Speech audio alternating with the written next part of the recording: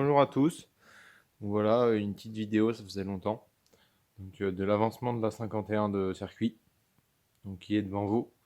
Donc qui avance plutôt pas mal, hein, comme vous pouvez voir, avec le châssis qui commence à évoluer et la partie moteur en dessous. Et là, il y a les instrumentations.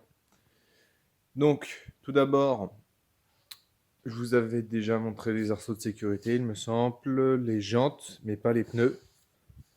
Donc jantes montées, roulement changé, comme vous pouvez l'entendre. Ça tourne bien et ça fait pas de bruit. Donc les roulements, c'est impératif à changer, hein. C'est ce qui bouffe de la puissance alors que ça coûte... j'ai dû payer 4 euros le roulement, donc 4, allez, 16 balles pour les roues. Alors voilà, faut pas, pour 16 euros, il faut mieux faire les roulements, quoi. Après, j'ai monté les pneus. Ça, ils sont durs à monter les pneus là, à la main, sans outils. Bien sûr, pour pas esquinter les pneus et les jantes. Donc pneus Bridgestone, hein, comme tout le monde a, monté en tubeless, avec la valve là. Après la pression, je sais pas combien il faut mettre dedans. Donc ceux qui savent, merci de me dire. Donc les coques, enfin une coque qui a été finie, poncée et fixée. Je vous montrerai tout à l'heure plus précisément comment ça a été monté. Des amortisseurs, donc ça c'est de la grande taille parce que je suis grand et du coup autrement j'ai les genoux trop pliés et enfin, j'arrive pas à piloter, donc, à conduire. Donc c'est du 340, la marque FI. Donc apparemment c'est une bonne marque pour commencer. Un amortisseur, donc ça m'a coûté 73 euros et des brouettes frais de port compris. J'ai aussi mis la pédale lancière, mais ça je crois que je vous ai déjà montré. Bon, faut que je la bidouille hein, parce que ça a été brûlé. Donc au niveau de la selle, c'est fixé comme ceci. Donc avec une grosse tôle en alu qui fait tout la circonférence de la selle, percée à 3 trous différents. Après j'ai ressoudé une platine sur le cadre, là, pour accueillir les deux vis supérieures. Et la petite vis est fixée directement sur le cadre. Donc à côté des trous qui ont été faits. Donc, les deux autres trous, c'est pas moi, hein. C'était l'autre coque de G1. La Mistral G1, elle était fixée avec que deux vis. Donc après, team garde-boue sans garde-boue. Donc là, c'est un montage à blanc. Vous voyez que la vis est trop longue, mais ça sera pas définitif.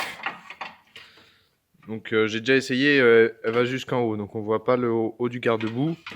Il y aura juste à ressouder une petite tôle là pour le fixer. Donc merci de me mettre en commentaire si je mets le garde-boue ou pas. Autrement, là j'ai monté provisoirement aussi avec des rondelles. Il faut que je fasse des entretoises. Faut que je refasse l'alignement. Je sais pas si c'est bien aligné. J'ai pas trop fait gaffe. Donc voilà, je vais l'enlever avant qu'il tombe. De l'autre côté, toujours à l'arrière, on a le porte-couronne GD Racing, donc la marque Racing de Mir 35, avec une couronne France Équipement de 64, j'en ai une autre de 60. On verra après si j'ai besoin de plus grand ou pas. On va déjà commencer avec ça. Garniture, j'ai rien changé parce qu'elle freine du tonnerre. Bah là, autrement, c'est tout. J'ai des siens de bloc, bon, ils sont pas là, mais j'en ai d'autres. Je vais les changer. J'ai un axe moteur aussi. Ça sera un ressort moteur d'origine. Après, l'été, je vous les avais pas montrés, je crois. Donc je vais descendre je vais faire le bas avant. Après, je redescendrai la mob. Donc, garde-boue qu'il y avait sur la machine au tout début. Donc, quand je l'ai eu, je l'ai juste recoupé en fait, hein. J'ai recoupé à l'arrière et sur les flancs. Parce qu'en fait, ils sont tellement larges, les pneus. Comme c'est l'équivalent d'un pneu arrière de mob. Vous voyez déjà, c'est pas bien centré. Le garde-boue. Je sais pas si on voit. De haut, peut-être. Vous voyez, il est un peu excentré. Et ben, ça frotte sur les bords des pneus. Donc, j'ai dû le surélever. Et pour garder surélevé sans qu'il m'emmerde si j'ai besoin de le démonter rapidement, bah, j'ai mis une vis BTR par le dessous de la fourche. J'essaie de vous faire la mise au point, voilà. J'ai fixé 2 écrous qui font office d'entretoise et l'écrou définitif qui sera en il-stop hein, bien sûr, mais là c'est un montage à blanc. Hein. Donc voilà. En disque, j'enlève ce qu'il y a sur la table pour pas gêner. Donc c'est du 260 Artec. Il est repassé autour parce qu'il frottait à l'intérieur de l'étrier. Et même en le repassant autour, donc j'ai calculé la largeur exacte de la plaquette. C'est la largeur là. Là à peu près. Pardon. Là. J'ai dû encore retaper dedans l'étrier un peu. Voilà. Ouais, là aussi j'ai dû frotter parce qu'il allait pas bien au fond. Donc voilà. C'est pour ça aussi qu'il y a les marques parce qu'il est passé autour. Même traitement à l'avant, roulement neuf. Faut que je mette un axe de roue neuf aussi parce qu'il m'a l'air foireux un peu. Autrement, plaquette était neuve quand je l'ai eu, donc c'est de la mob du Scout Dragster. En fait, quand je vous ai montré dans la vidéo, j'ai mis 2 fois la même photo. J'ai mis 2 fois la mob bleue. Donc là, je vous remettrai la photo du Dragster que j'ai reçu avec de nombreuses pièces du cyclo, dont ça, le mètre cylindre, enfin plein de trucs. Voilà, donc il n'est pas purgé. Donc là, il faut que je fasse une découpe. Et que je trouve un moyen, parce que si j'ai envie d'enlever le garde-boue vite, il faut que la durite puisse sortir. Donc il faut faire une petite entaille. Ma mob, j'ai fait ça, une petite entaille, et je devrais le rattacher par un riselant. Enfin, je sais pas comment je ferais trop cette affaire, mais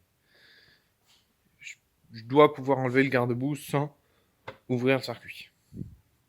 Qui normalement doit être ouvert, parce que le flexible ne passe pas. Enfin bref, c'est un bordel. Donc voilà, pour le garde-boue. La fourche, j'ai pas touché. En fait, j'ai acheté déjà un gars qui faisait de la compétition, donc j'ai pas eu besoin de la trifouiller. Elle était déjà plus haute. Enfin, ils ont déjà fait quelques modifications. Donc j'ai fixé le garde-boue provisoirement. J'ai mis 3 rivets, c'était pour être sûr que ça vienne pas frotter. Donc ça sera fixé comme ça. Mais je vais repercer les rivets et ça va passer en peinture. Pour la fixation de la bulle au-dessus, donc une petite tôle en alu. Il y en a, ils vont me dire ça va casser. Il faut mieux que la tôle se torde et que la coque soit pas trop abîmée. Il y a des petits cylindres blocs.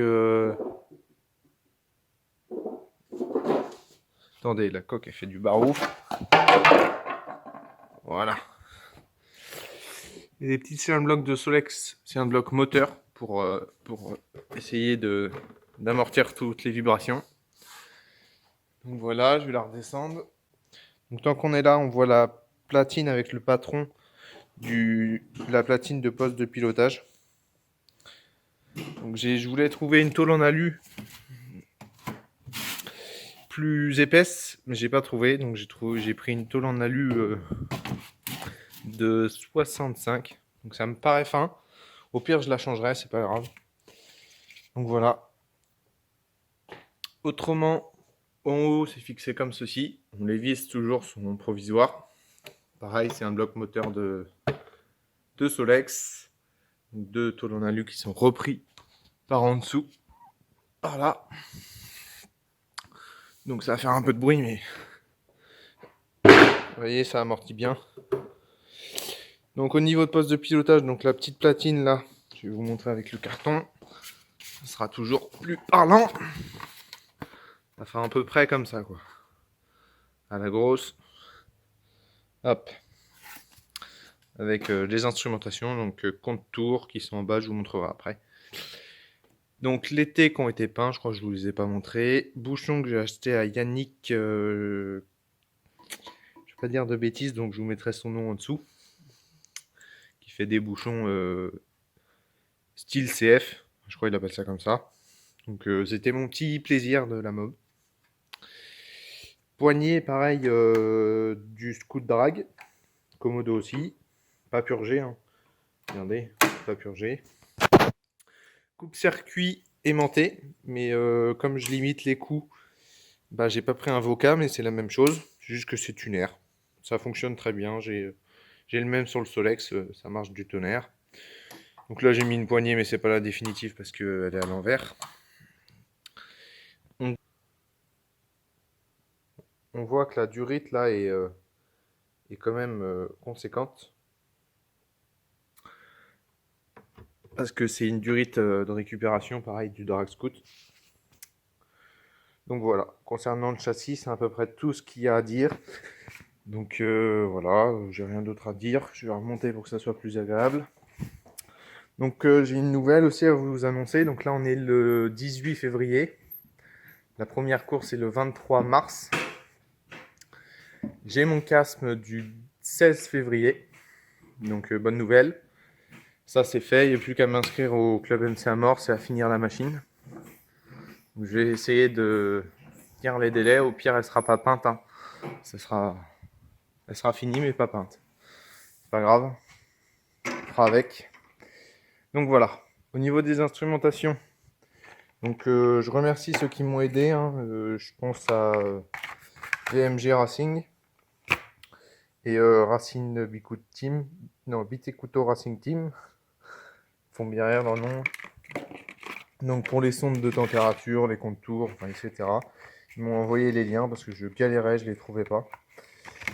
Donc voilà, contour à 30 €, hein, c'est à peu près ça. C'est 30 €, la sonde aussi, je crois. Donc voilà, je vous en parlerai plus si vous voulez en détail. Voilà. Donc celle-là, c'est bien, c'est sur batterie et sur pile. Donc voilà.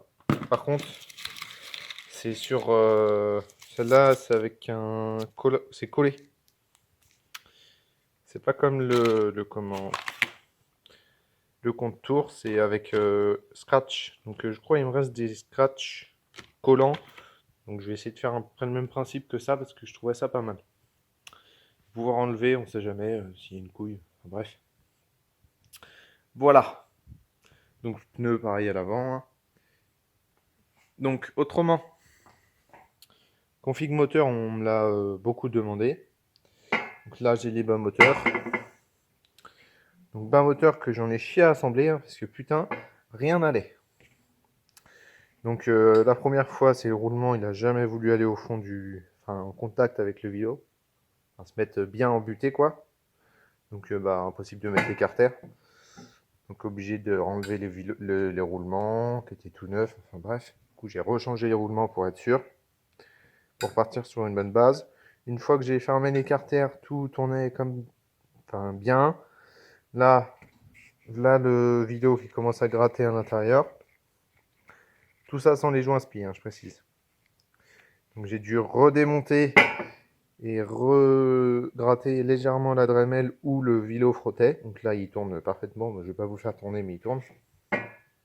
Tu as le papier et tout, ça sert à rien. Je vais vous enlever là si vous voulez. Après je remonte le vélo. Donc bien là tout tourne parfaitement. Je mets les joints spi. Le premier joint spi, donc moi je monte des joints spi comme ceci. Donc je vous mettrai une... Non, je vous mettrai pas, ça sert à rien, je vais me répéter, donc ça sera plus long qu'autre chose. Des joints spi full caoutchouc comme ça. Donc d'un côté il tient, de l'autre côté je vois qu'il tourne dans le carter.